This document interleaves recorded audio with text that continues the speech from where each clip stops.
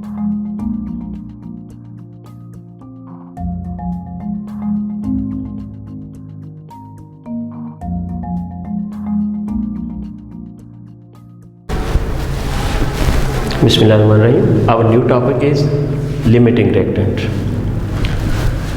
Students, the reactant which is consumed earlier is called the limiting reactant. First of all, हमने कहा the reactant which is consumed earlier is called the limiting reactant. हम एक MCQs देखते हैं. Which statement is incorrect about the limiting reactant? Option A है it is consumed earlier. B है controls the amount of the product.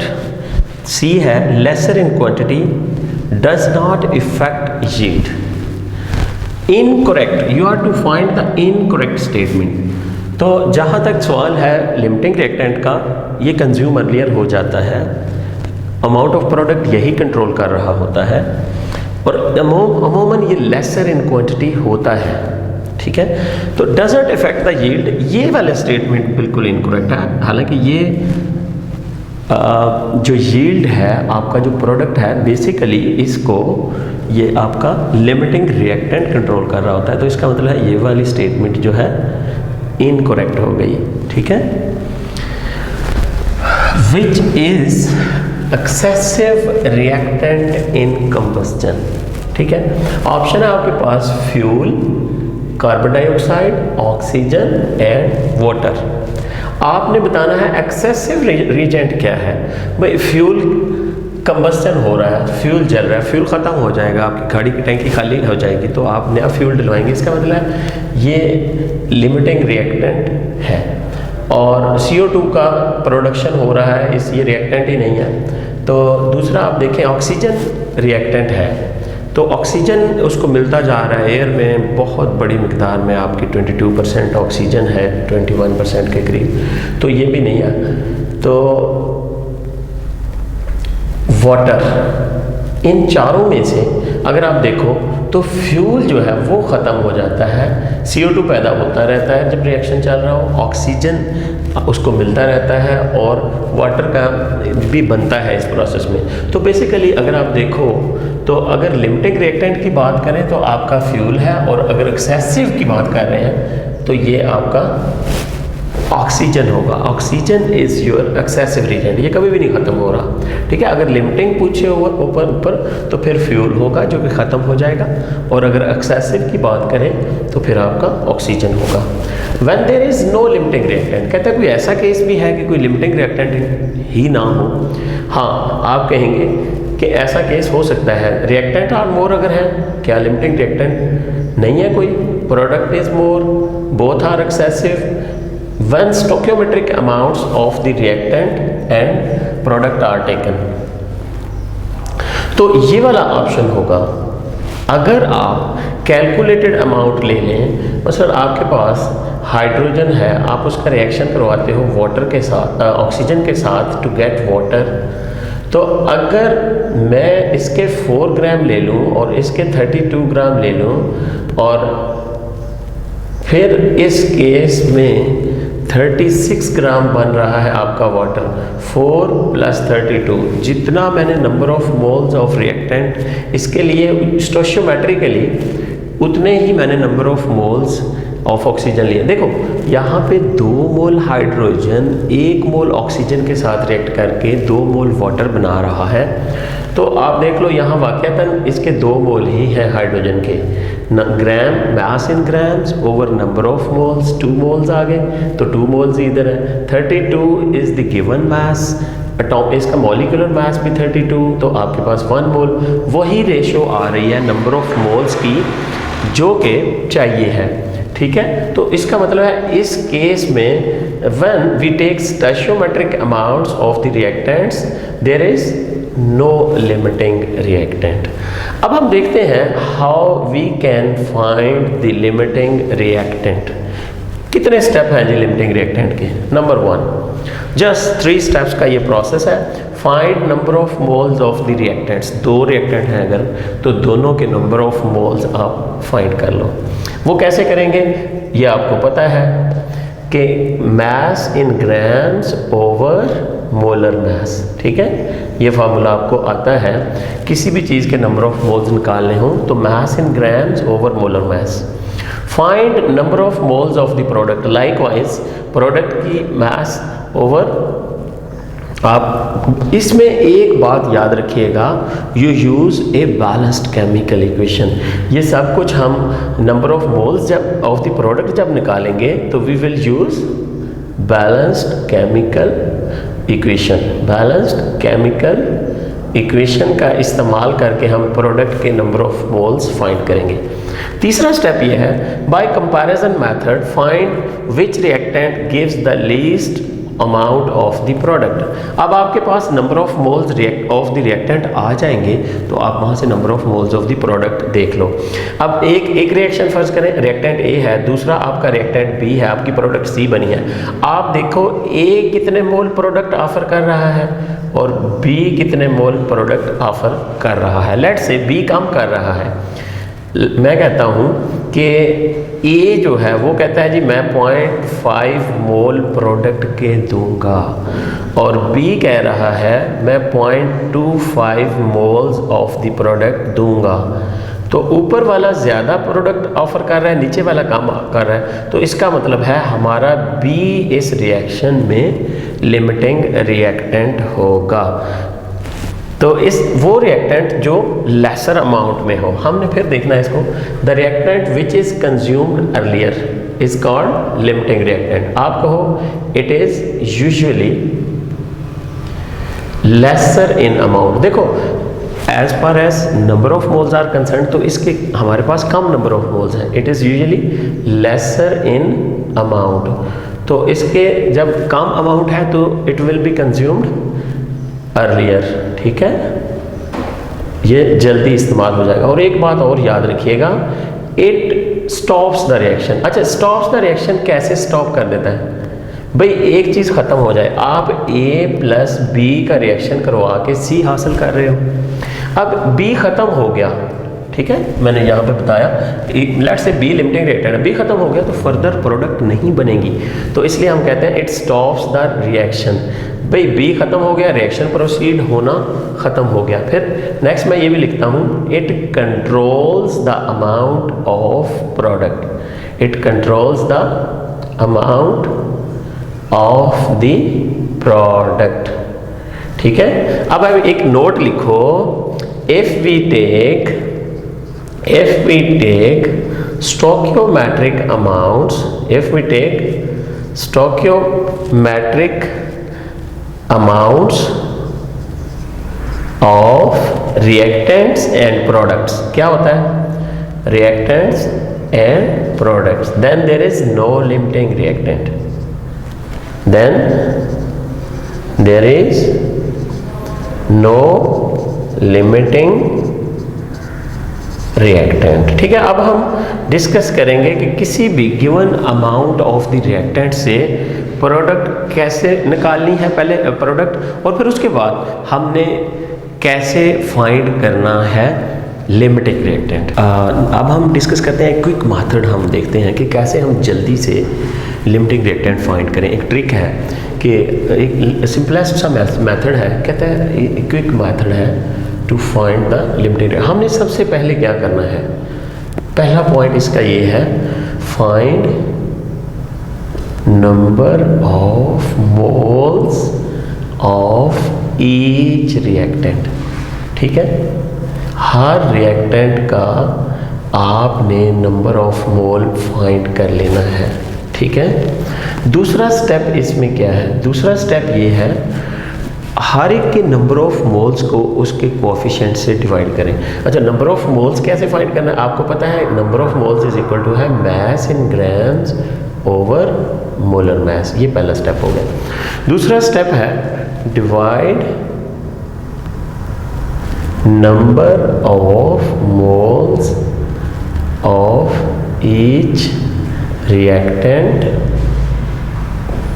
Bye its coefficient, by its coefficient से divide कर दिया। फिर आप कहो इसके बाद which is least number of mole. इनमें से कम कौन सी क्वांटिटी है? जब आपने कोफिशिएंट से डिवाइड कर लिया, which is least number of mole is the limiting reactant, या which gives the least number of mole is called the limiting reactant. अब हम इसको अप्लाई करके देखते हैं कि कैसे हम क्विकली फाइंड कर लें जी किसी रिएक्शन के अंदर। मेरे पास जी इक्वेशन है वाटर की ही लिखता हूँ मैं, H2 + O2 changing to your 2H2O. Always keep in mind when we talk about limiting reactant we are also needing the balanced chemical equation. पहली मैं स्टेटमेंट कह रहा हूँ जी, अगर हमारे पास 4 ग्राम हाइड्रोजन हो और 16 ग्राम हमारे पास ऑक्सीजन हो तो हमें फाइंड करना होगा लिमिटिंग रिएक्टेंट। तो क्या करें? इस मेथड को मद्देनज़र रखो। देखो बेटा, number of moles of hydrogen find करो, फिर number of moles of oxygen find करो और उसके कोफिशिएंट से इसको डिवाइड कर दो, और जो आंसर लेस आ रहा होगा वही आपका लिमिटिंग रिएक्टेंट होगा। अब देखो, आपके पास बच्चों 4 ग्राम हाइड्रोजन है, इसका फॉर्मूला लिख लें आप, मास ओवर मोलर मास, ठीक है, small m over capital M। Given mass आपका है 4 ग्राम, मोलर मास हाइड्रोजन का आपको मालूम है 2 है, तो इसके 2 मोल्स आ रहे हैं जी। हाइड्रोजन के नंबर ऑफ मोल्स हमारे पास 2 आ रहे हैं।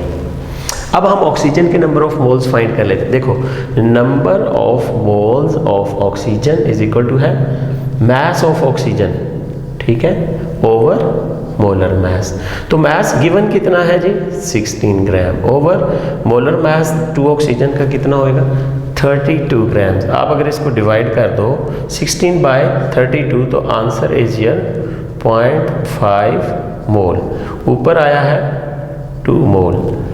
अगला स्टेप कहता है हर एक के नंबर ऑफ मोल्स को उसके कोफिशिएंट से डिवाइड कर दो। लो जी, ये number of moles of hydrogen है, इसका कोफिशिएंट कितना है? 2 है। आंसर क्या आ रहा है जी? 1। ये आपके number of moles of oxygen है, इसका कोफिशिएंट कितना है? जहाँ कोई भी नहीं होता है वहाँ 1 होता है ना, आपको पता ही है। तो 1 से इसको डिवाइड कर दो तो आंसर 0.5। अब this is for hydrogen number of moles and this is for oxygen, which one is the least? आपको पता है ये कम है, तो आप कहोगे so oxygen is the limiting reactant in this reaction. Oxygen is the limiting reactant, ठीक है जी। अब हम कोई और एग्जांपल ले लेते हैं। फर्ज करें जी आपका रिएक्शन हो रहा है कार्बन और ऑक्सीजन का, तो आपको दिया जा रहा है 12 ग्राम कार्बन और 16 ग्राम ऑक्सीजन, तो CO2 बन रहा है। आपने बताना है which one is the limiting reactant. Again no worry at all, आप क्या फाइंड करोगे? Number of moles of carbon, फिर क्या फाइंड करोगे? Number of moles of oxygen, फिर क्या करोगे? नंबर ऑफ कार्बन को इसके कोएफिशिएंट से डिवाइड कर दोगे, और फिर number of oxygen, number of moles of oxygen को इसके कोएफिशिएंट से डिवाइड कर दोगे, और जो लीस्ट क्वांटिटी होगी वो आपका लिमिटिंग रिएक्टेंट होगा। Let's calculate. देखो बच्चे, number of moles of carbon, given mass of carbon over molar mass of carbon. Given mass अब आपके पास 12 है, ठीक है, और मोलर मास ऑफ कार्बन या एटॉमिक मास, एटम है तो आप मोलर मास बोलो, 12 ग्राम। आपका आंसर क्या आ रहा है? 1 मोल। ये number of moles of carbon हमने हासिल कर लिए। अब आप निकालो number of moles of oxygen. Given mass over molar mass is equal to है number of moles. Given mass कितना है जी? 16 grams over molar mass oxygen का कितना होता है? 32। नंबर ऑफ मोल्स 0.5 आ गए। अब दोनों के कोएफिशिएंट पे जाओ, क्योंकि आपने लिमिटिंग रिएक्टेंट के लिए नंबर ऑफ मोल्स को उसके कोएफिशिएंट से डिवाइड करना है, जो कि दूसरा इसका पॉइंट है। इसका भी कोएफिशिएंट 1 है और इसका भी 1 है। इसको भी 1 से डिवाइड करो, इसको भी 1 से डिवाइड करो, इसका आंसर भी, इसका 1, इसका 0.5। तो कौन से कम नंबर ऑफ मोल्स आ रहे हैं जी? इसका मतलब है यहाँ पे भी oxygen is the limiting reactant, ठीक है। This is how you can find the limiting reactant. एक और एग्जांपल मैं दे रहा हूँ, आपने फाइंड करना है carbon plus oxygen changing to your CO2। अब की बार मैं आपको कार्बन दे रहा हूँ 6 ग्राम्स और ऑक्सीजन आपको दी जा रही है 16 ग्राम्स। जल्दी से आपने इसका लिमिटिंग रिएक्टेंट फाइंड करना है। फॉर आपका number of moles of carbon is equal to है mass of carbon over molar mass of carbon. Mass of carbon is 6, molar mass या atomic mass कहें तो ज़्यादा अच्छा है because it's an atom। तो atomic mass के बाद आप देखते हैं number of moles of carbon 0.5 आ रहे हैं। अब हम निकालते हैं number of moles of oxygen, given mass of oxygen over molar mass of oxygen. तो कितना है जी given mass 16 gram over molar mass. तो आपकी अब के बार दोनों केसेस में सेम नंबर ऑफ मोल्स आ रहे हैं। क्या करें जी, number of moles divided by coefficient, carbon coefficient, number of moles of oxygen divided by its coefficient 1। तो आंसर 0.5, इसका भी answer 0.5। It means we have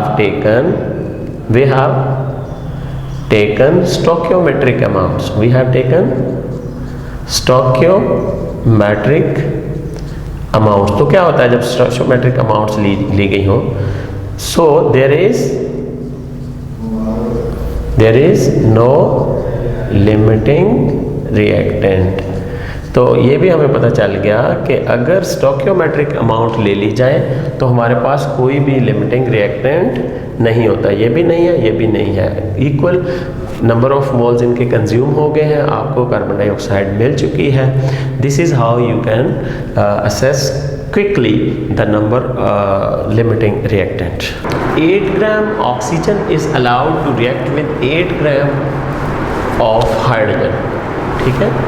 how much mass of water is produced.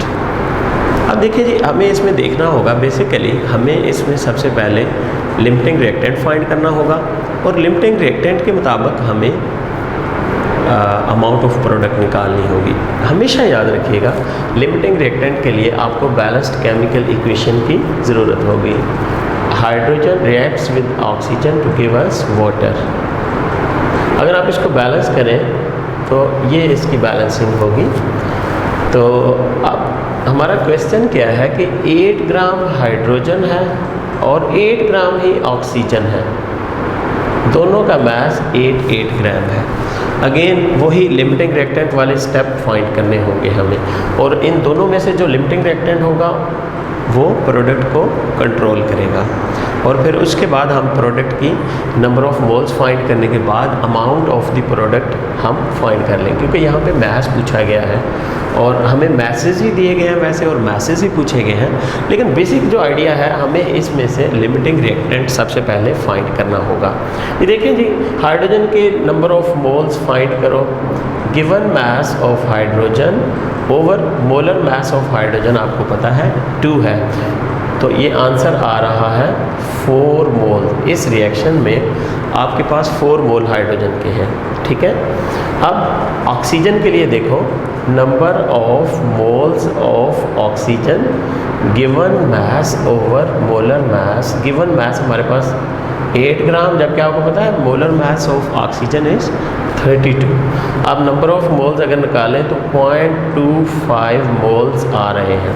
अब हमने क्या फाइंड करना है जी, limiting reactant. अब इसके कोफिशिएंट से डिवाइड कर दिया जी, कर दिया, इसके कोफिशिएंट से डिवाइड कर दिया, कर दिया।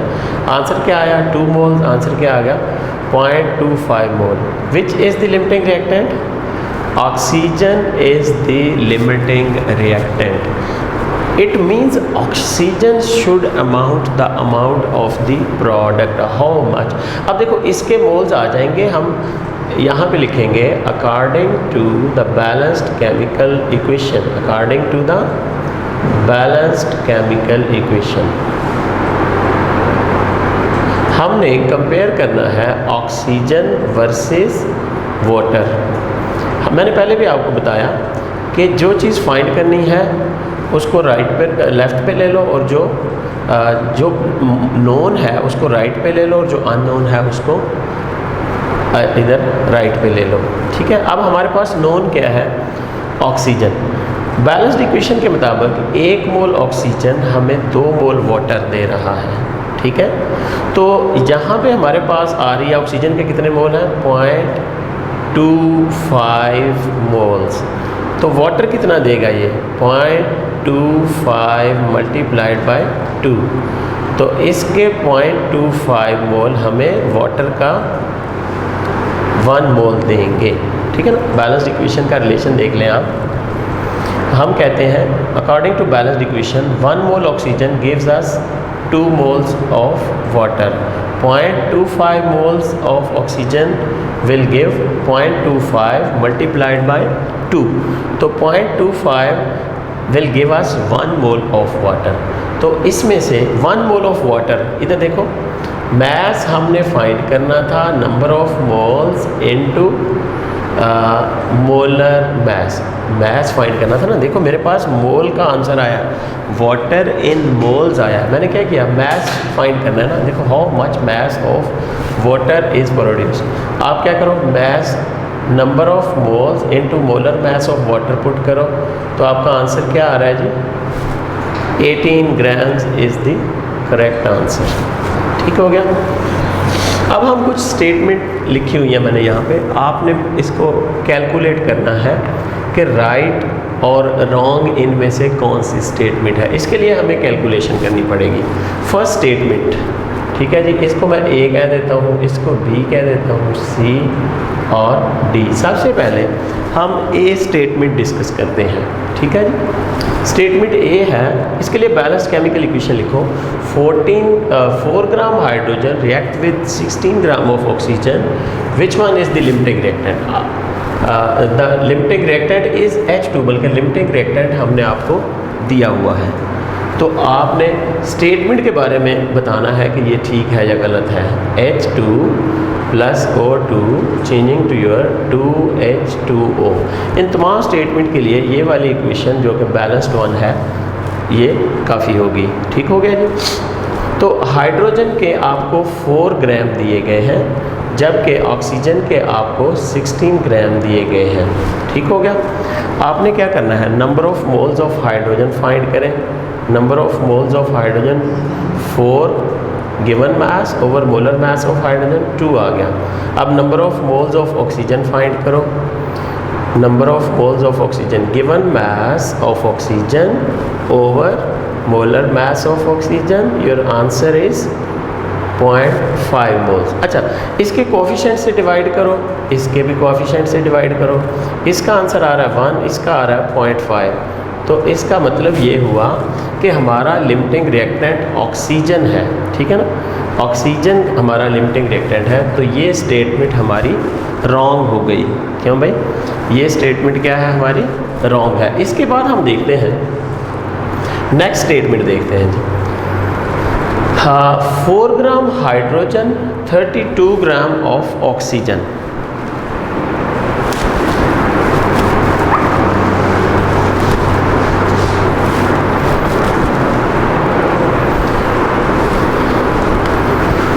नेक्स्ट स्टेटमेंट में 4 gram hydrogen reacts with 32 grams of oxygen. 4 gram hydrogen 32 gram oxygen के साथ रिएक्ट करे तो लिमिटिंग रिएक्टेंट H2 है। हमने लिमिटिंग रिएक्टेंट बता के देख लेना है हमारी स्टेटमेंट राइट है या रॉन्ग है। देखें जी, number of moles of hydrogen is equal to है 4 over given mass over molar mass. तो नंबर ऑफ मोल्स क्या आ रहे हैं जी, 2 फॉर हाइड्रोजन।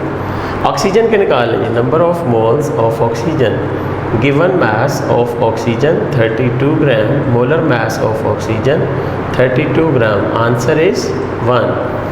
अब आपने हर एक को उसके कोफिशिएंट से डिवाइड करना है। हाइड्रोजन का कोफिशिएंट 2, आंसर 1। ऑक्सीजन का कोफिशिएंट 1, आंसर 1। तो hydrogen is the limiting reactant वाला आंसर गलत है। क्यों, इसमें कोई भी लिमिटिंग रिएक्टेंट नहीं है। आप कहोगे no, none is the limiting reactant, कोई भी लिमिटिंग रिएक्टेंट नहीं है, इज़ द लिमिटिंग रिएक्टेंट। अगर कोई भी नहीं है तो इसका मतलब हाइड्रोजन लिमिटिंग रिएक्टेंट वाली स्टेटमेंट भी हमारी रॉन्ग होगी। अब नेक्स्ट हम थर्ड स्टेटमेंट का जायज़ा लेते हैं, इसकी कैलकुलेशन करते हैं rather.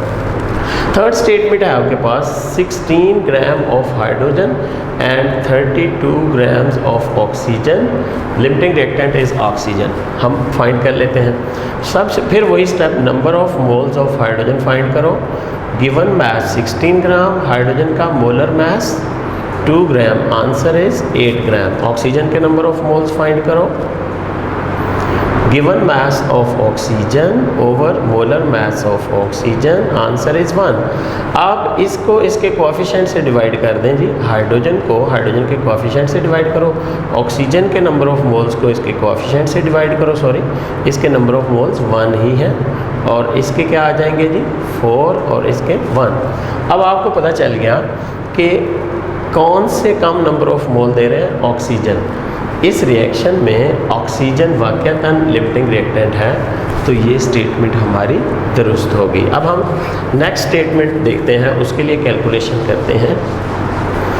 8 gram hydrogen and 8 gram oxygen which is the limiting reactant. यहाँ पे लिखा हुआ है oxygen is the limiting reactant. हम कैलकुलेट करेंगे number of moles of hydrogen 8 gram, given mass molar mass 2, 4 moles.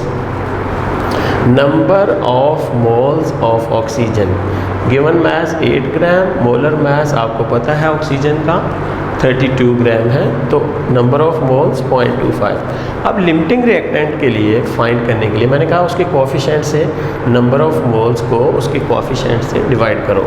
इसका कोएफिशिएंट हाइड्रोजन के लिए 2 है और ऑक्सीजन का कोएफिशिएंट जो है वो 1 है। आपके पास आंसर 2 मोल्स वर्सेस 0.25 मोल्स, तो obviously oxygen is the limiting reactant. ठीक हो गया जी। तो वाकयातन ये स्टेटमेंट जो है ये हमारी दुरुस्त है। इसके बाद मैं एक छोटा सा न्यूमेरिकल आपसे सॉल्व करवाना चाहता हूँ कि आपने लिमिटिंग रिएक्टेंट के कंसेप्ट को इस्तेमाल करते हुए बताना है। अगर आपके पास ये इक्वेशन हो, आपको 12 ग्राम दे दिए जाएं कार्बन के और 16 ग्राम आपको, बल्कि 16 ग्राम दे दिए जाए आपको ऑक्सीजन के, find amount of CO2, find amount of CO2 formed. अच्छा, इसमें अब हमें पहले लिमिटिंग रिएक्टेंट फाइंड करना होगा। इस इक्वेशन के लिए मैंने इक्वेशन क्या दी, carbon react with oxygen to make carbon dioxide. You are given 12 gram of carbon and 16 gram of oxygen. You are to find the amount of CO2 formed. आप याद रखिएगा अमाउंट इन दोनों में से दो रिएक्टेंट हैं, जिस रिएक्टेंट के कम नंबर ऑफ मोल्स होंगे वो लिमिटिंग रिएक्टेंट होगा और वही अमाउंट ऑफ प्रोडक्ट को कंट्रोल कर रहा होगा। तो बेसिकली हमसे ये आइडिया लिया गया है कि आप पहले लिमिटिंग रिएक्टेंट फाइंड करें और उसके बाद लिमिटिंग रिएक्टेंट के नंबर ऑफ मोल्स से प्रोडक्ट के नंबर ऑफ मोल्स निकालें और प्रोडक्ट के नंबर ऑफ मोल्स से उसके मॉलिक्यूलर मास से मल्टीप्लाई करके, यानी मोल्स आएंगे ना, मास को मोलर मास से मल्टीप्लाई करके, नंबर ऑफ मोल्स को मोलर मास से मल्टीप्लाई करके आपने मास बताना है प्रोडक्ट का कितना बना है। लो जी, सबसे पहले आपने लिमिटिंग रिएक्टेंट फाइंड करना है कार्बन के नंबर ऑफ मोल्स। लो जी, कार्बन का मास 12 ग्राम गिवन मास है ये, over molar mass of carbon 12 gram, number of moles 1। Oxygen के नंबर ऑफ मोल्स निकाल लो, फार्मूला में लिख देता हूँ, mass in grams over molar mass. Mass in gram 16, molar mass 32 oxygen का, नंबर ऑफ मोल्स 0.5। अब लिमिटिंग रिएक्टेंट फाइंड करो, इसके कोएफिशिएंट से डिवाइड कर दो, इसको भी इसके कोएफिशिएंट से, दोनों का कोएफिशिएंट कीप इन माइंड 1 1 है। तो नंबर ऑफ मोल्स कार्बन के 1 आ गए और ऑक्सीजन के 0.5 नंबर ऑफ मोल्स आ रहे हैं। तो इसका मतलब ये हुआ oxygen will control the amount of the product because it is the limiting reactant. अब आप कहो, हम कंपैरिजन कर लेते हैं according to balanced chemical equation. हमारी बैलेंस्ड केमिकल इक्वेशन क्या कह रही है कि 1 मोल ऑक्सीजन गिव्स अस जो नोन है वो लेफ़्ट पे, जो अननोन है वो राइट पे। जी 1 मोल CO2 ऑक्सीजन ऑफर्स 1 मोल CO2, तो 0.5 मोल कितना ऑफ़र करेगा? 0.5 मोल ऑक्सीजन ऑफर्स 0.5 मोल CO2। तो इसका मतलब है CO2 के 0.5 मोल बनेंगे। तो बेसिकली हमने तो मैस निकालना है। मैस का क्या फार्मूला मैंने बताया था? आप करो number of moles into molar mess. भाई नंबर मैस आपका आ जाएगा, नंबर ऑफ मोल्स हमारे पास कितना आ रहा है 0.5, और मोलर मैस CO2 का आपको पता है 44 है। तो 0.5 44, your answer should be 22 grams. ठीक हो गया जी। This is how you can find the limiting reactant and then the amount of the product that is controlled by the limiting reactant। ये आपके पास एक इक्वेशन है S plus O2 changing to SO2। Find the mass of SO2 formed। Basically different quantities दी गई हैं, 32 gram of sulphur and 16 gram of oxygen, 32 gram of sulphur and 32 grams of oxygen, 64 gram of sulphur and 8 gram of oxygen. In fact हम यहाँ पे limiting reactant का use देखने जा रहे हैं कि कैसे लिमिटिंग रिएक्टेंट फाइंड होगा और वो किस तरह से अमाउंट ऑफ प्रोडक्ट को कंट्रोल करेगा और किस तरह हम लिमिटिंग रिएक्टेंट से द प्रोडक्ट फॉर्म्ड फाइंड करने जा रहे हैं। अगर आप देखो बैलेंस्ड केमिकल इक्वेशन है ये हमारी, तो इसमें पहले केस में मैं इधर लिख लेता हूँ S plus O2 changing to our SO2। ठीक है। सल्फ़र का मैस हमारा पहला ये है, mass of SO2 formed according to first statement 32 grams of sulphur. Number of moles of sulphur find करो जी। तो हमने पहले नंबर ऑफ मोल्स यानी कि हम फाइंड करने जा रहे हैं limiting reactant. Given mass of sulphur over molar mass of sulphur, answer is 1, यानी 1 मोल आ रहा है, 1 मोल। ठीक है। अब ऑक्सीजन के नंबर ऑफ मोल्स फाइंड कर ले। गिवन मास ऑफ ऑक्सीजन कितना है जी 16 ग्राम्स ओवर ऑक्सीजन का मोलर मास कितना है 32 gram. Given mass over molar mass is equal to है नंबर ऑफ मोल्स। अब लिमिटिंग रिएक्टेंट क्या करें, इनके कोफिशिएंट दोनों के 1 1 है, इसको भी 1 से डिवाइड कर दो, इसको भी 1 से डिवाइड कर दो, 1 और इसका 0.5 मोल। Which one is giving the least amount of the product? Which one is the limiting reactant? तो यकीनन oxygen is the limiting reactant। अब हमने ऑक्सीजन के नंबर ऑफ मोल्स से सल्फ़र के नंबर ऑफ मोल्स फाइंड कर लेने हैं by using balanced chemical equation. According to balanced equation oxygen versus sulphur, oxygen 1 mole, sulphur का भी 1 मोल, दोनों के कोएफिशिएंट 1 1 है। भाई अगर ऑक्सीजन 0.5 मोल है तो सल्फ़र भी 0.5 मोल ही बनेगा। अब हमने ये देख लिया कि mass of SO2 number of moles of SO2 आ गए, तो मैस ऑफ SO2 फाइंड करें। मैस ऑफ SO2 के लिए होगा number of moles of SO2 into molar mass of SO2। तो mass will be equal to 0.5 into SO2 का molar mess कितना है, सल्फ़र का 32 प्लस 32 ऑक्सीजन का, तो ये कितना आ जाएगा 64 मल्टीप्लाई बाय 0.5, तो 32 ग्राम्स हमने बता दिया जी। फर्स्ट स्टेटमेंट में 32 ग्राम्स ऑफ SO2 बनेंगे। ठीक हो गया जी। अब हम दूसरी स्टेटमेंट को कैलकुलेट कर लेते हैं। दूसरी स्टेटमेंट में क्या है जी, क्या क्या गिवन है? Again S plus O2 changing to your SO2। इसमें 32 ग्राम ही सल्फ़र के हैं और 32 ग्राम ही ऑक्सीजन के हैं। हम देखते हैं जी कि अगर 32 ग्राम सल्फ़र के हों और 32 ग्राम ही ऑक्सीजन के हों, तो मैं क्विकली कर देता हूँ, इसके नंबर ऑफ मोल से डिवाइड कर देता हूँ सल्फ़र के और यहाँ ऑक्सीजन के नंबर ऑफ मोल्स हैं। तो इन दोनों के नंबर ऑफ मोल्स सल्फ़र के और ऑक्सीजन के क्या आ रहे हैं 1 1, इनका कोएफिशिएंट भी 1 है। तो इसका मतलब ये हुआ कि none of these is the limiting reactant. ठीक हो गया। क्यों भाई, इनमें से कोई भी लिमिटिंग रिएक्टेंट नहीं है, ये स्टोइचियोमेट्रिकली लिए हुए हैं। तो हम अगर देखें तो कोई भी लिमिटिंग रिएक्टेंट नहीं है, जितने रिएक्टेंट हैं उतना ही प्रोडक्ट पैदा हो जाएगा, यानी इक्वली यूज़ अप हो रहे हैं। तो आप कहोगे कि हमारे पास 32 ग्राम सल्फ़र कम्प्लीटली रिएक्ट कर जाता है 32 ग्राम ऑफ ऑक्सीजन से, तो हमारे पास 64 ग्राम्स ऑफ SO2 बनते हैं।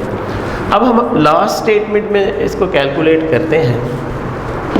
हमारे पास 64 ग्राम सल्फ़र है, नंबर ऑफ मोल्स ग्राम, और इसके 8 ग्राम है ऑक्सीजन के।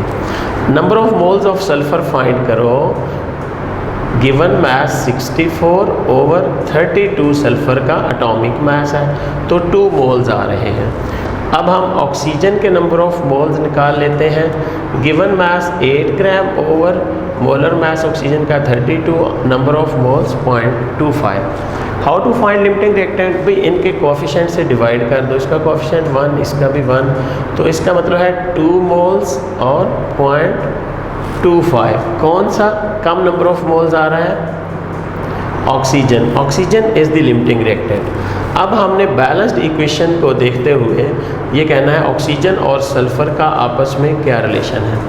भाई according to balanced chemical equation 1 mole sulphur 1 mole oxygen gives us 1 mole of SO2, 0.25 mole of oxygen will give us 0.25 moles of SO2।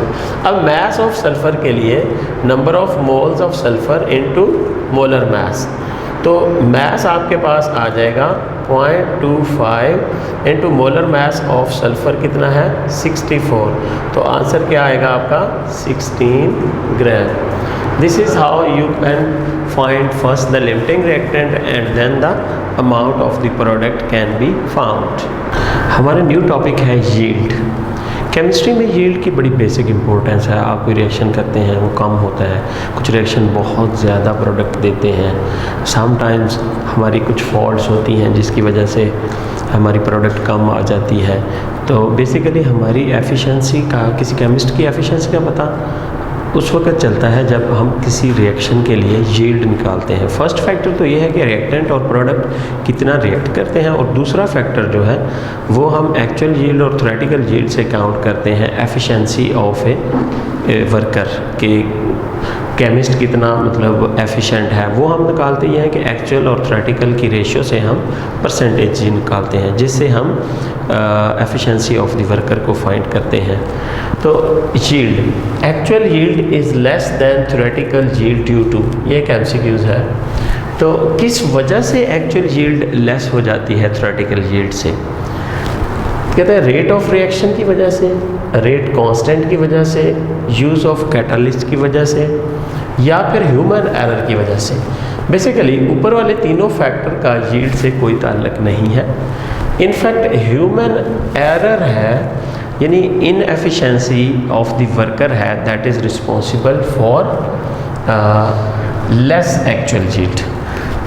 Yield को हम डिफाइन करें अगर, तो हम कहते हैं amount of product, amount of product obtained from a reaction is called yield.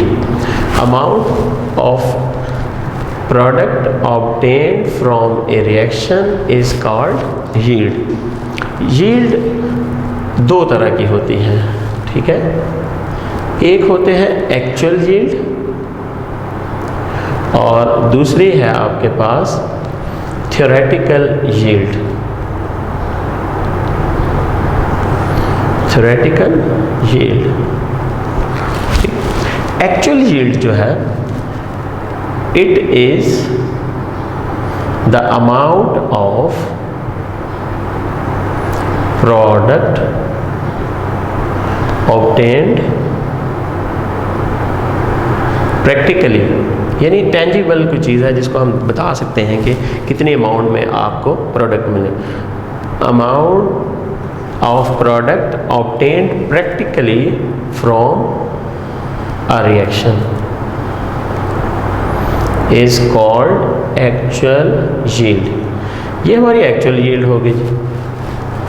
Theoretical yield जो है वो एक्चुअल नहीं है, वो कैलकुलेशन पे बेस हो रही है। प्रैक्टिकली जो हम कर रहे हैं वो एक्चुअल यील्ड हमें जो मिल रही है प्रैक्टिकली वो एक्चुअल यील्ड है, लेकिन एक यील्ड वो है जो हम थ्योरेटिकली पेपर पे कैलकुलेट करते हैं। It is amount of product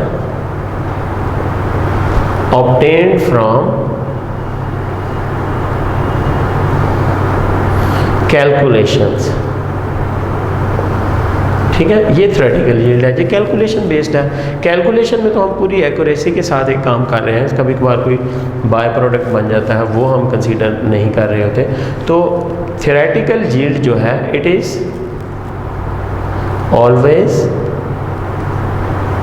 always greater than actual yield, ये बात याद रखिएगा।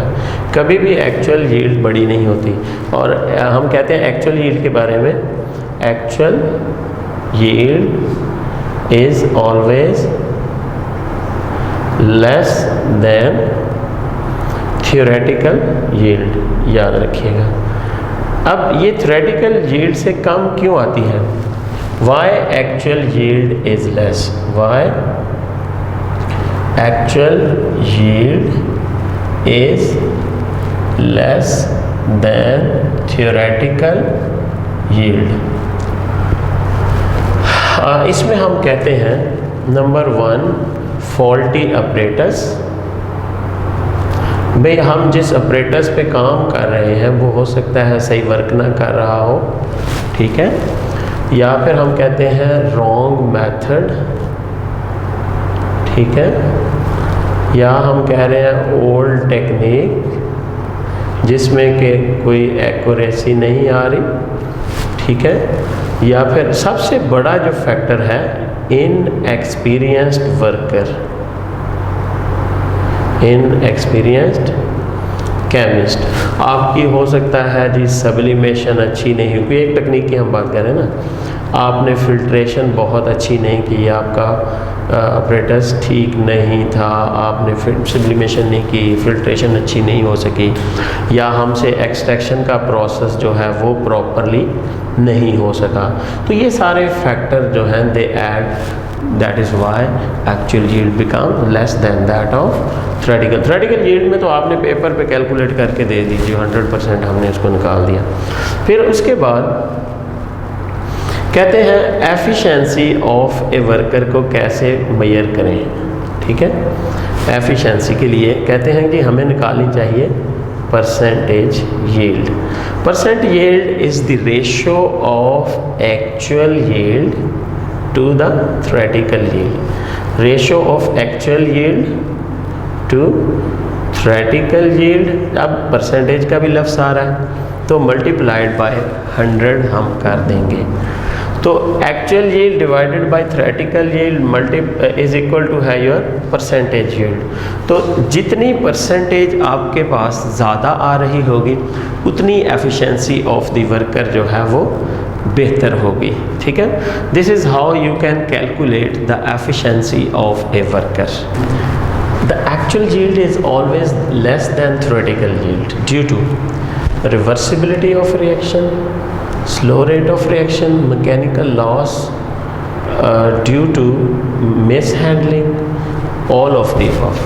In fact, actual yield जब less होती है तो वाक़तन रिएक्शन रिवर्सिबल भी हो रहा होता है, और स्लो रेट ऑफ रिएक्शन भी अगर वो हम टाइम पूरा ना दें उसको तब भी हमारी एक्चुअल यील्ड लेस रह जाती है। सम टाइम हमारा फॉल्टी ऑपरेटर्स जो है वो रोल प्ले करता है, मिस हैंडलिंग टेक्निक्स जो हैं वो भी एक्चुअल यील्ड। तो in fact all these factors are responsible for less actual yield, ठीक है। तो डी ऑप्शन हमारा दुरुस्त होगा। Efficiency of a chemical reaction can be checked by, chemical reaction की एफिशिएंसी हम कैसे मालूम करते हैं? अमाउंट ऑफ लिमिटिंग रिएक्टेंट से, अमाउंट ऑफ एक्सेसिव रिएक्टेंट से, या अमाउंट ऑफ रिएक्टेंट लेफ्ट से, या अमाउंट ऑफ प्रोडक्ट ऑब्टेन से। केमिकल एफिशिएंसी हम जो मालूम करते हैं तो बेसिकली लिमिटिंग रिएक्टेंट का उसमें रोल नहीं है, अमाउंट ऑफ एक्सेसिव रिएक्टेंट का भी रोल नहीं है, अमाउंट ऑफ रिएक्टेंट लेफ्ट का भी नहीं है, बल्कि अमाउंट ऑफ प्रोडक्ट ऑब्टेन पे डिपेंड करता है। ठीक है ना। एफिशिएंसी जो है वो कितना ज़्यादा प्रोडक्ट होगा उस पर डिपेंड कर रहा है, तो हमारा डी ऑप्शन जो है मोर पॉसिबल होगा। ठीक है इंडियन। एफिशिएंसी ऑफ केमिस्ट कैसे फाइंड करते हैं, क्यों भाई, सिंपल यील्ड से या थ्योरेटिकल यील्ड से या एक्चुअल यील्ड से या परसेंटेज यील्ड से। अभी हमने बताया या बात की थी कि परसेंटेज यील्ड जो है हमें केमिस्ट की एफिशिएंसी के बारे में बता देता है, और अगर रिएक्शन की एफिशिएंसी देखनी हो, इसी में अगर मैं पूछ लूँ आपसे, जब तो मैं बात करूँ कि एफिशिएंसी ऑफ ए केमिस्ट, तो आपका ऑप्शन होगा परसेंटेज यील्ड। ठीक है, एक्चुअल ओवर थ्योरेटिकल। ओवरऑल हमें ये बताएगा कि एक्चुअल इतनी कम आ रही थी, इतनी थी, और थ्योरेटिकल इतनी थी, तो इसका ये आनी चाहिए परसेंटेज। तो परसेंटेज किस हद तक गेन करने में केमिस्ट कामयाब हुआ है, तो ये ऑप्शन आएगा। और अगर केमिकल रिएक्शन की बात करो तो केमिकल रिएक्शन एफिशिएंट वही होता है जिसमें एक्चुअल यील्ड ज़्यादा आ रही होती है। अगर यहाँ केमिकल रिएक्शन का मैं ऑप्शन दे दूँ तो फिर इसका प्रोडक्ट, इसका जो आंसर होगा वो एक्चुअल यील्ड होगा। ठीक है, अगर केमिकल रिएक्शन की एफिशिएंसी हम चेक करें कि किस हद तक रिएक्शन पॉसिबल है, तो वो हमें एक्चुअल यील्ड बता रही होती है। ठीक है जी। नेक्स्ट है हमारा 20 ग्राम CaCO3 produce 6 gram of COO. What is percentage yield? 20 gram CaCO3 produce 56 gram of CaO. What is the percentage yield? ये हमें कैलकुलेट करना पड़ेगा, जिसमें हमारे पास ये वाला बच्चों जो है, ये हमारे पास एक्चुअल यील्ड उसने दे दी है। हमने बैलेंस्ड केमिकल इक्वेशन यूज़ करके CaO की थ्योरेटिकल यील्ड मालूम करनी है। Actual over theoretical multiplied by 100 करके हम बता सकते हैं परसेंटेज इस रिएक्शन में क्या आ रही है। हमारे पास इक्वेशन क्या है, CaCO3 changes to your CaO plus CO2। अगर आप मोलर मैसेज की बात करो तो कैल्शियम कार्बोनेट का मोलर मैस आपको पता है 40 + 12 + 48 फॉर 3 ऑक्सीजन, तो ये 100 बन रहा है। कैल्शियम ऑक्साइड का मैस कितना है, 40 + 16 56। लो जी, ये मोलर मैसेज हमारे पास आ गए। इसमें हम मोलर मैसेज यूज़ करके रेशो बना लेंगे CaCO3 की CaO के साथ, और फिर 20 ग्राम जो हमें देगा mess molar given mess CaCO3 वो निकालेंगे। याद रखो एक्चुअल यील्ड हमारे पास है, हम परसेंटेज यील्ड निकालने जा रहे हैं, परसेंटेज यील्ड। तो इसमें एक्चुअल आपको पता है over theoretical multiplied by 100। Actual हमारे पास 6 है, हम थ्योरेटिकल कैलकुलेशन से करने जा रहे हैं, यानी कैलकुलेट करेंगे। देखो जी, इस इक्वेशन में हमें पता है कि according to molar masses 100 gram CaCO3 gives a CaO 56 grams. अब मैं कहता हूँ 1 ग्राम CaCO3 गिव्स अ CaO 56/100। अब हमारे पास जो गिवन है वो है 20 ग्राम, तो हम कर लेते हैं 20 ग्राम CaCO3 gives us CaO 56/100 multiplied by 20। तो इसका आंसर आ रहा है आपके पास 11.2 ग्राम। कितना आ रहा है, 11.2 ग्राम। तो अब आप इस इक्वेशन में ये वैल्यूज़ पुट कर दो। इस इक्वेशन में ये देखो percentage yield is equal to है एक्चुअल यील्ड आपकी कितनी आई जी, 6 ग्राम ओवर थ्योरेटिकल यील्ड कितनी आई 11.2 ग्राम मल्टीप्लाइड बाय 100। तो इसका आंसर आपका आएगा 53% आपका करेक्ट आंसर होगा। थोड़ा सा ये प्रोसेस है लेकिन इसमें कोई मुश्किल नहीं है। मोलर मैसेज आप निकाल लो स्पीशीज़ के, और मोलर मैसेज से आप रेशो बना लो, और रेशो से आप फाइंड कर सकते हो कि एक्चुअल यील्ड जो कि हमें दी गई है, यहाँ से हमने थ्योरेटिकल यील्ड फाइंड की, actual over theoretical multiplied by 100. This is how you can find percentage yield that comes to be 53% here. अब 20 ग्राम CaO इज ऑब्टेन्ड, क्या मतलब? This is actual yield of the reaction. 20 gram CaO is obtained by roasting 50 gram of CaCO3. Again बिल्कुल वैसा ही question है, what is percentage yield. देखो अब उसने हमें एक्चुअल यील्ड दे दी है, ठीक है, और CaCO3 उसने लिया है 50 ग्राम, ठीक है. अब कहता है इसमें से आप थ्योरेटिकल यील्ड निकाल लो, यानी हम CaCO3 से CaO निकालेंगे. देखो CaCO3 changing to your CaO plus CO2. अगर आप देखो मोलर मास CaCO3 जो मैंने ऊपर कैलकुलेट किया 100 आ रहा है, CaO का 56 आ रहा है. तो हमने ये देखना है, एक्चुअल तो उसने दे दी, हमने थ्योरेटिकल काउंट करनी है. हम कहते हैं 100 gram CaCO3 gives us CaO 56 gram. 1 gram will give us 56 over 100. और यहाँ पे उसने हमें 50 ग्राम CaCO3 दिया है.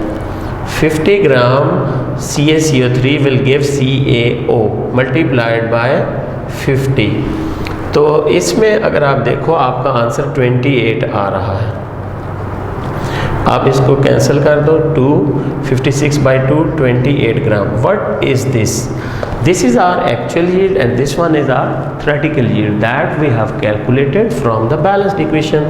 Again we shall put it into percentage yield is equal to है actual yield over theoretical yield into 100. ठीक है जी, थ्योरेटिकल यील्ड इनटू 100. एक्चुअल कितनी आई है हमारे पास? दी गई थी 21 ग्राम. थ्योरेटिकल हमारे पास 28 ग्राम मल्टीप्लाइड बाय 100. तो आपका आंसर होना चाहिए जनाब 75%. Is there any? Yes, D option is the correct option. अच्छा, इसमें कभी कभार वो ऐसा करेगा, परसेंटेज यील्ड जो कि हमारे पास फार्मूला है वो दे देगा और हमसे पूछेगा एक्चुअल यील्ड और थ्योरेटिकल यील्ड. ठीक है, थ्योरेटिकल यील्ड इनटू 100 ये फार्मूला है आपका. ठीक है, कभी कभी वो ये चीज़ दे देगा और थ्योरेटिकल यील्ड भी दे देगा. हमसे एक्चुअल यील्ड पूछ लेगा, हम थ्योरेटिकल को इधर आके मल्टीप्लाई करके डिवाइड बाय 100 करेंगे तो हमारे पास एक्चुअल यील्ड आ जाएगी. यानी कि परसेंटेज और थ्योरेटिकल दोनों दी होंगी, हमसे एक्चुअल भी पूछ सकता है. या इसको मैं यूँ लिख दूँ अगर, ये देखो actual yield what will become के, देखो actual yield will be equal to your percentage yield. ठीक है, थ्योरेटिकल यील्ड डिवाइड हो रही है, उधर जाके मल्टीप्लाई हो जाएगी और 100 इधर आके क्यों भाई डिवाइड हो जाएगा. तो ये फार्मूले की कन्वर्जन आपको प्रॉपरली आनी चाहिए. ठीक है, बाकी एक्चुअल और थ्योरेटिकल की कन्वर्जन आप सीख चुके हैं. It's okay.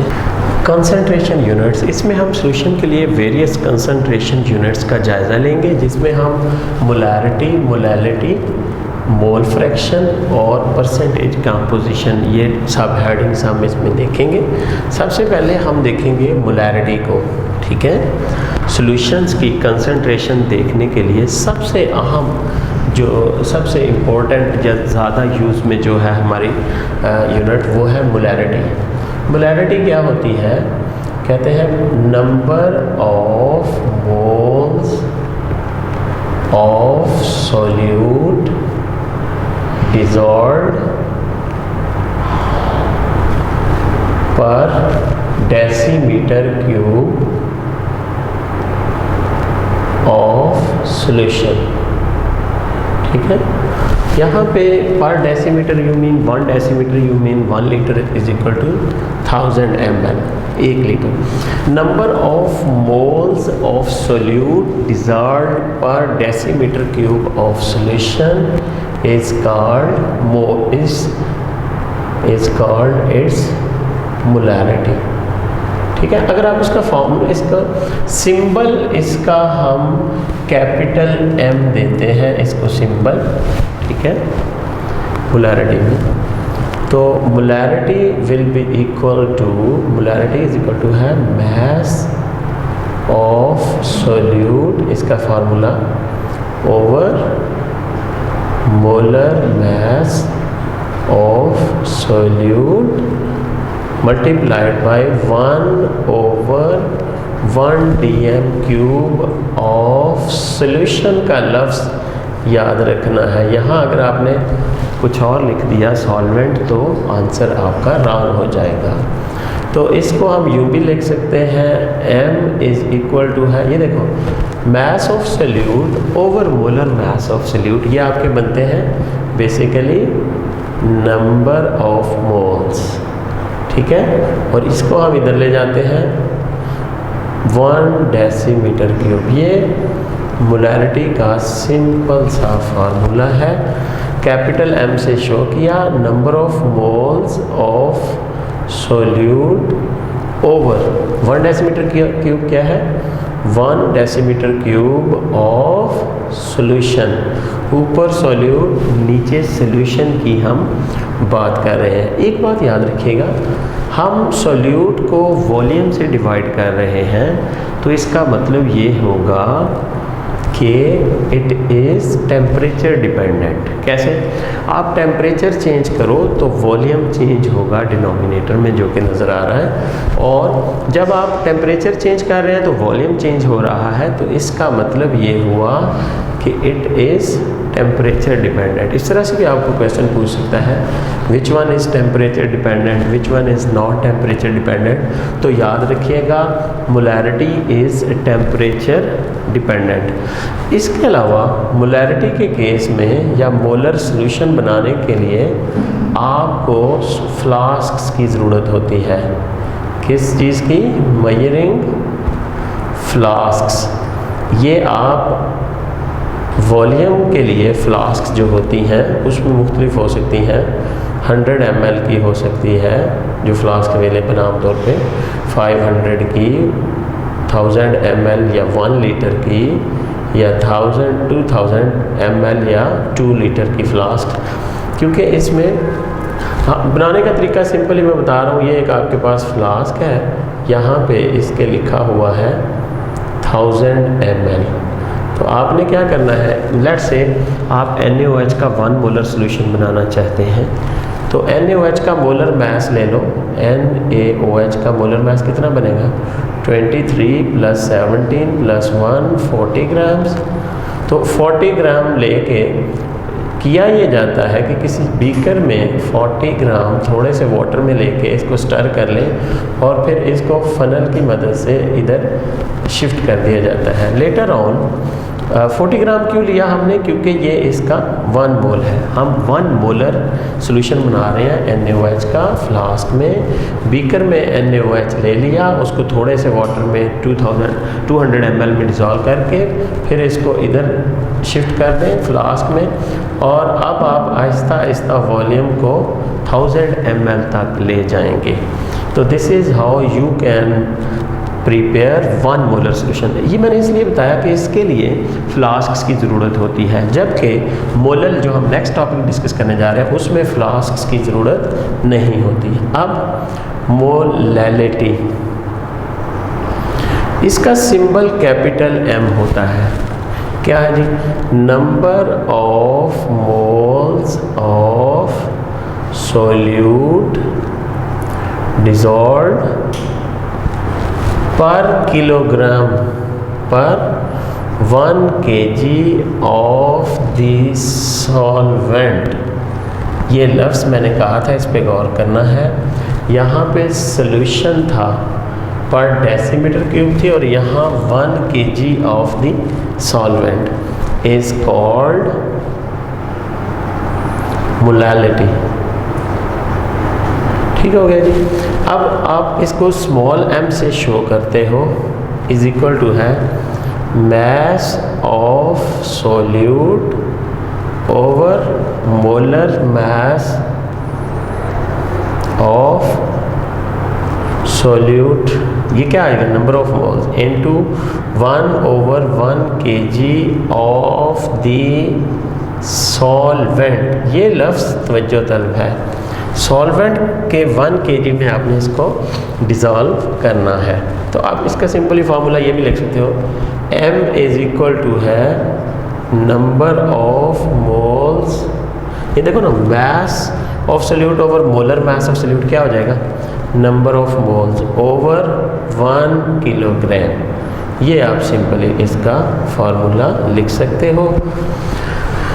इसके बनाने के लिए आपको कोई फ्लास्क की ज़रूरत नहीं है, सिंपली आपने एक बीकर में 1 kg ऑफ द वाटर ले लें, ठीक है, 1 kg वाटर, और उसमें फिर लेट से आप ग्लूकोज का बनाना चाहते हो, C6H12O6 का 1 मोलर सोल्यूशन आपने बनाना है, स्मॉल m। तो ग्लूकोज का मोलर मास 180 ग्राम है, इसको पहले थोड़े 1 kg वाटर में मुकम्मल तौर पे इसको डिज़ोल्व कर दें, तो ये इसका 1 मोलर सोल्यूशन तैयार हो जाएगा। इसके लिए वाटर आपने ऑलरेडी 1 kg मैयर करना है, हमें किसी फ्लास्क की ज़रूरत नहीं है। दूसरी बात, आपसे क्वेश्चन पूछा जाएगा, इज़ इट टेम्परेचर डिपेंडेंट? हम कहते हैं नहीं। बेसिकली ये मास of solute over molar mass of solvent यहाँ आना चाहिए था, मैंने थोड़ी सॉरी फॉर दैट, सॉल्वेंट। अच्छा, ये हम किलोग्राम में ले रहे हैं जी, ठीक है जी, सॉरी यहाँ सोल्यूट ही है, ये थोड़ा सा एडिटर साहब ये थोड़ा सा काट दीजिएगा। अच्छा, तो ये सॉल्वेंट ठीक है। अच्छा, इसमें होता ये है कि ये आपने मैसेज लिए हुए हैं दोनों चीज़ें के, इसलिए ये टेम्परेचर डिपेंडेंट नहीं है, ये टेम्परेचर डिपेंडेंट नहीं है। इसके बाद नेक्स्ट हम जो कंसंट्रेशन यूनिट डिस्कस करने जा रहे हैं, दैट इज़ मोल फ्रैक्शन। इसका सिंबल होता है x, ठीक है। अच्छा, मोल फ्रैक्शन जो है इसका सिंबल x होता है, ठीक है। मोल फ्रैक्शन है क्या, हम कहते हैं number of moles of A component, ठीक है, number of moles of A component divided by total number of moles of component in a mixture. याद रखिएगा, it is always unity, it is always unity. Mole fraction जो है ये unity होती है, ratio है, तो ये हमेशा इसकी वैल्यू 1 होती है। और अगर आप किसी भी चीज़ के फर्स्ट करें, कोई x कंपोनेंट है आपका, a कंपोनेंट है, तो उसके लिए मोल फ्रैक्शन फाइंड करो, number of moles of a divided by, मतलब हमारे पास A B C 3 कंपोनेंट हैं जी इसके अंदर। मैं कहता हूँ A की मोल फ्रैक्शन फाइंड करें, तो आप कहेंगे number of moles of A over total number of moles, ठीक है, number of moles of A over total number of mole is equal to है mole fraction. XA stands for number of mole fraction of A। अब number of moles of A plus number of moles of B plus number of moles of C, हम यूँ भी लिख सकते हैं, number of moles of A over total number of moles. फर्ज करें आप शुगर को डाल के वाटर में एक सॉल्यूशन बनाते हैं, इसकी मोल फ्रैक्शन मैं लिख रहा हूँ 1 है, x of 1 plus x of 2, हमेशा मैंने कहा यूनिटी होती है। ये देखो, ये आपके पास सॉल्वेंट की मोल फ्रैक्शन है, ये आपके पास सोल्यूट की मोल फ्रैक्शन है, और इसको हमने 1, फ्रैक्शन का मतलब ही ये है कि 1 में से, जैसा कि हम परसेंटेज में क्या करते हैं, 100 में से किसी चीज़ का पार्ट निकालते हैं कि कितने पार्ट, 100 में से कितने पार्ट है, तो इस तरह यहाँ पे 1 में से कितने पार्ट है। हमेशा याद रखिएगा, मोल फ्रैक्शंस किसी भी कंपोनेंट की आप निकाल लें, आप फर्ज करें मैं कहता हूँ B की निकाल लें, तो आप कहोगे mole fraction of B is equal to है number of moles of B over total number of mole. फिर आप मोल फ्रैक्शन ऑफ सी निकालना चाहते हो तो आप करो number of moles of C over total number of moles. ठीक है, ये किसी भी फ्रैक्शन की आप नंबर ऑफ मोल्स किसी भी कंपोनेंट के आप मोल फ्रैक्शन निकालते हो, ए की, बी कंपोनेंट की या सी कंपोनेंट की, तो ये हमेशा फ्रैक्शंस में आंसर आता है। हर एक का आंसर फ्रैक्शंस में आता है। एक बात याद रखें, इफ़ वी मल्टीप्लाई, आपसे पूछा जा सकता है mole percentage mole fraction, percentage mole बताएं आपको। When we multiply mole fraction of a component, mole fraction of a component, if we multiply mole fraction of a component with 100, we get percentage mole fraction, we get percentage mole कर लें। How to find percentage मोल, आप कहेंगे किसी solution में से उसकी mole fraction अगर आपके पास है तो उसको 100 से मल्टीप्लाई करके आप उसकी परसेंटेज मोल फाइंड कर सकते हैं। मसलन किसी कंपोनेंट के आपके पास मोल फ्रैक्शन आ रही है 2, एक है उसकी आ रही है 3, एक है आपके पास आ रही है। अब आप इन सब को ऐड करते हो 0.2, 0.3 और 0.5, इसकी टोटल क्या आ रही है 1.0, यानी 1 में से ये है। अब इसकी मसलन ये ए कंपोनेंट है, ये बी है और ये सी है, इसकी मोल फ्रैक्शन परसेंटेज मोल फ्रैक्शन क्या आएगी 20, इसको 100 से मल्टीप्लाई कर दें, परसेंटेज मोल फ्रैक्शन क्या आएगी 30, सी कंपोनेंट की परसेंटेज मोल फ्रैक्शन क्या आएगी 50। इसका मतलब ये हुआ किसी भी कंपोनेंट की मोल फ्रैक्शन को अगर हम 100 से मल्टीप्लाई कर दें तो वो उसकी परसेंटेज मोल फ्रैक्शन आ जाएगी। ठीक है, किसी भी कंपोनेंट की मोल फ्रैक्शन को 100 से मल्टीप्लाई कर दें तो वो उसकी परसेंटेज मोल फ्रैक्शन आ जाएगी। It's okay. नेक्स्ट हम कैलकुलेशन इसकी करते हैं अभी।